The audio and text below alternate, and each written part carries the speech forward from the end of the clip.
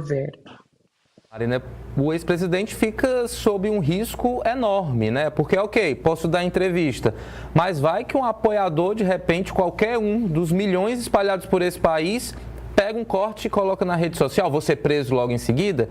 Então, justamente por isso que ele já há alguns dias não dá nenhum tipo de declaração, está em silêncio, participa até de alguns eventos, ontem esteve em um culto, continua participando das reuniões do PL em Brasília, mas entrevista, declarações públicas, zero. Ou seja, na prática, se a gente for olhar a nossa realidade objetivamente, ele está sim proibido de dar entrevistas, porque qualquer coisa que ele fale, instantaneamente vai parar nas redes sociais e aí descumpriria essa medida cautelar imposta por Moraes.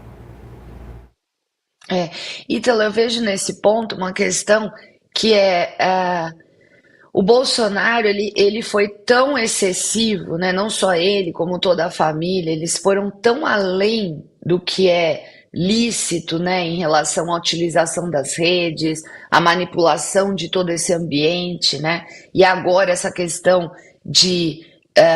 desse tarifaço que vem para prejudicar interesses de um país todo, né?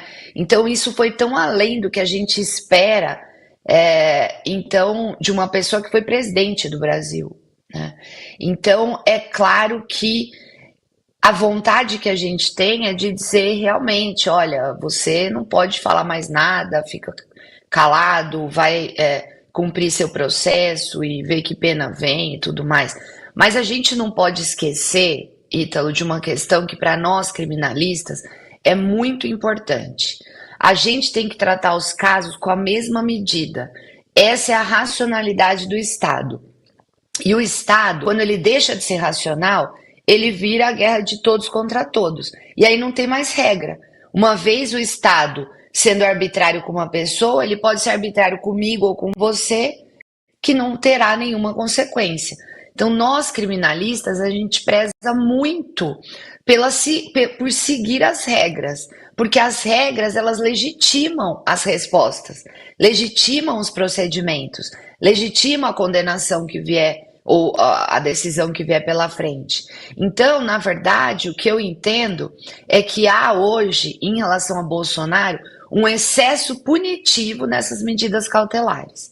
Porque eu não enxergo como um risco o Bolsonaro falar hoje com as mídias sociais, da entrevista, né? Ele sim instrumentalizou muito as redes sociais, mas hoje o processo dele já está numa situação, num tempo avançado, né? Eu não vejo nenhum risco do processo dele hoje não ser julgado ou de alguma forma, porque já foram ouvidas testemunhas, ele já foi ouvido, já foi apresentada o pedido de condenação pela própria Procuradoria.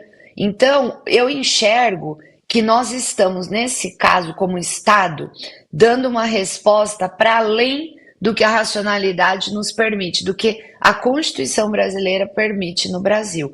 E isso tem, lógico, muito fundo em tudo que a gente viveu em relação à instrumentalização da rede, como eles agiram, né? Agora com o tarifaço. Mas eu acho muito bom que a gente ponha o pé no chão para entender, Ítalo, que essa irracionalidade pode ter um custo alto lá na frente. E não só em relação a Bolsonaro, mas em relação a cada um dos cidadãos brasileiros. A gente tem que seguir a Constituição em todos os casos. Eu acredito que no caso do Bolsonaro a gente tem um excesso punitivo. É isso, o Estado democrático de direito vai